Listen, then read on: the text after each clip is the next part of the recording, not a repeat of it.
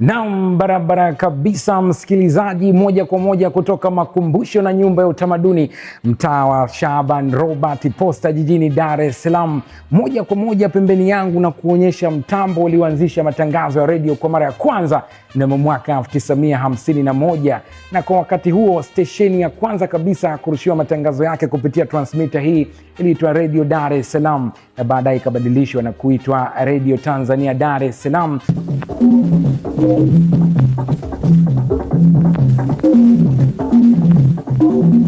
Na kwa mara ya mwisho kabisa ikabadilishwa jina na kuitwa TBC.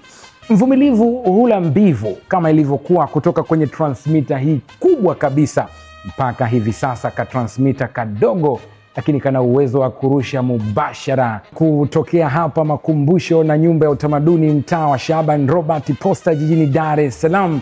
Wabadu wakatabahu fakiri, langu jina ni JJ Ephraim na hii ni Historical Side.